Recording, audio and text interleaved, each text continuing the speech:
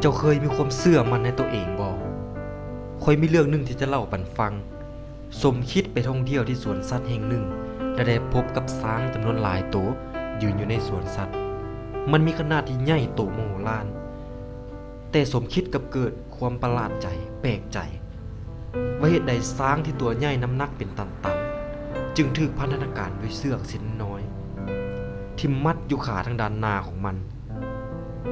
บ่เป็นโซ่เล็กที่ทนทานบ่เป็นกรงขังที่แน่นหนาใดๆเลยช้างมันสามารถหนีออกจากพันธนาการนั้นได้อย่างสบายแต่มันกลับบ่เฮ็ดและในเวลาเดียวกันนั้นควานช้างก็ย่างเข้ามาพอดีเขาเลยถามว่าเหตุใดช้างเหล่านั้นจึงบ่ยอมหนีไปเป็นอิสระควานช้างตอบว่าตอนที่มันยังเป็นลูกช้างตัวน้อยๆเฮาก็ใส่เสือกเส้นเท่านี้แหละล่ามมันไว้มันก็อยู่แล้วเมื่อมันใหญ่ขึ้นมามันก็ยังคงคิดว่ามันหนีบ่ได้คือตอนยังน้อยพวกมันเชื่อว่าเสือกนั้นมัดดึงมันไว้มันจึงบ่พยายามที่จะหนีไปเป็นอิสระเส้นเดียวกันกับช้างมีคนจำนวนหลายเท่าใดที่ยังคงดำเนินชีวิตด้วยความเชื่อที่ว่าข้อยเฮ็ดสิ่งนั้นบ่ได้เพียงเพราะเคยล้มเหลวมาก่อน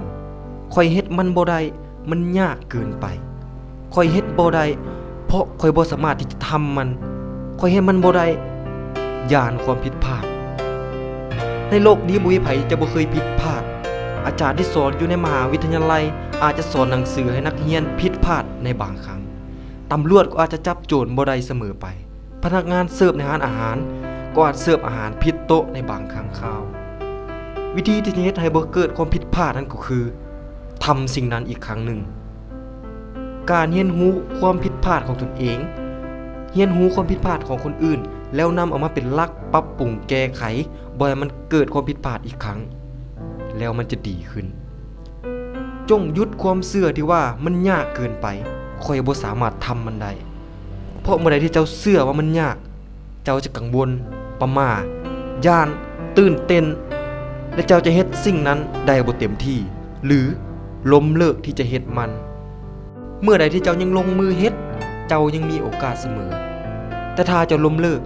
โอกาสนั้นได้หายไปจากเจ้าแล้วจงออกจากกรอบนั้นจงออกจากความเชื่อนั้นออกจากความเชื่อที่ว่าเสือกมัดสร้างเอาไว้ Speak Plus แรงบันดาลใจสร้างได้ด้วยตัวเองมีความคิดเห็นอะไรเกี่ยวกับคลิปนี้อย่าลืมคอมเมนต์และกดติดตามใต้คลิป